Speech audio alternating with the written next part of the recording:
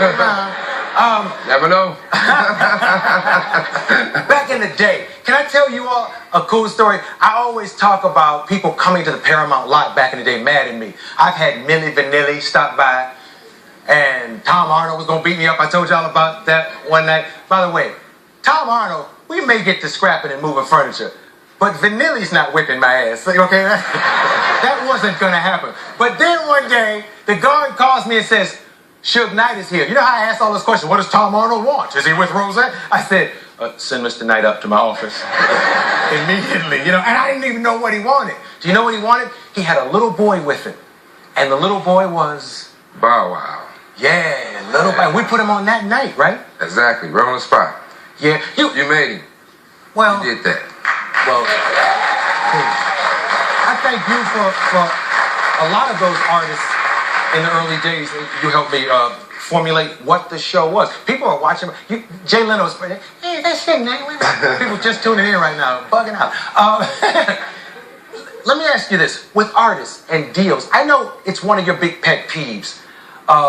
You want to speak on that? Because I know you help Bow Wow, and you're looking at guys today, and you're questioning deals. Well, one of the reasons I got in the business is that it was a guy named DLC. And he had an accident where he lost his voice. And every person abandoned him. I took what I had to help him. And I said, you still have your publishing. Come to find out, Jerry Heller and Easy bought his publishing for him for a watch and a gold chain. Then come to find out, Dr. Dre was getting 2 points off of anything he get. That means 2 pennies. Out of those 2 pennies, one went to Yellow and one went to him. So if you sold 100 million records and you only get a penny a record, you will never get rich. Yeah. So that was the thing that made me say, you know what, we shouldn't have to do a deal in Compton, have to do a no deal in Beverly Hills. It's still the same deal. We still doing the same business. It shouldn't have to be that the same deals is applied in the 50s and the 60s and is today. And one of the things you can't take from is like, I love Death Row, that was my baby, I love it, I enjoy the people on there, and we done that. And Pac still moves on and lives on, and every person from there I feel is successful. So that's a blessing. But more important is that we're supposed to learn from that. We're supposed to grow. And I'm not here to try to do a new Death Row. I'm not here to create a new Tupac. There'll never be another Tupac. No matter how much they shout about it, it's not going to happen. And at the end of the day, it's up to me not to try to get in the way and say, I want to keep pushing a label. You have guys out here with great labels. We're going to support them, let them grow, even these youngsters. So when it come down to it, the deals are still messed up. I think it's unfair if you really look at it if you look at Interscope, the 2 guys from Compton, Game, Kendrick Lamar, got 2 of the worst deals in the industry. Yeah. And when you look at it, is that it's not so much the production company fault, but what people don't realize is that if you on Universal, it's the ship. Then Interscope get their cut. Then Aftermath get their cut. Then G-Unit get their cut. Then the guy who really has Game Some point signed. you get to my pick. Yeah, same time you get Game signed, it was a guy named, another production company. Then it came to Game. Then it was Kendrick Lamar is the guy who put the deal together. So in the reality, it's more slavery now than ever. Ouch. Let me ask you, not quite slavery, but I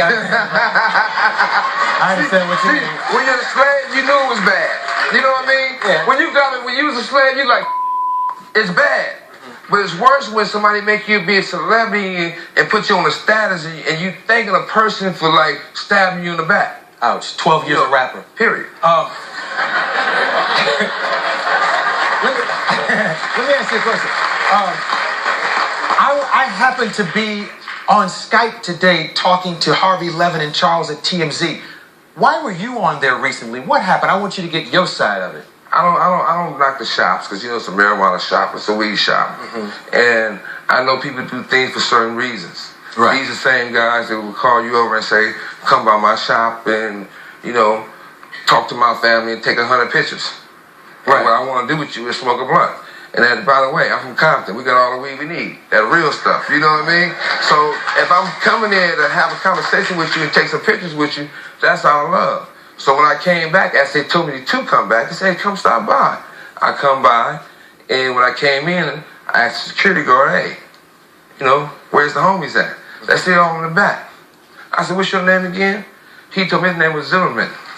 I said, Zimmerman? Damn. So, you know, that like, I already threw my move off a little bit. Mm-hmm. You know? Curious. Yeah, so I go, and I get to the door, they buzz me in, they happy to see me, talking about all the good times and the pictures and stuff. They said, man, you want all this? I said, no, I don't want that, we talking. This guy bumps in, you can see on the videotape playing today, he pops in and tell me, if people don't have their papers right, they get killed in this.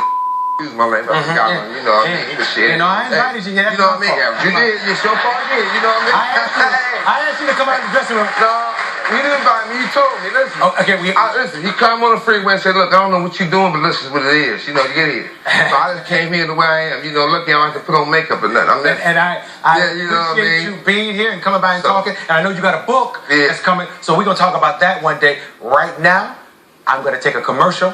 Please thank Suge, and I'll be back with Basketball Wives.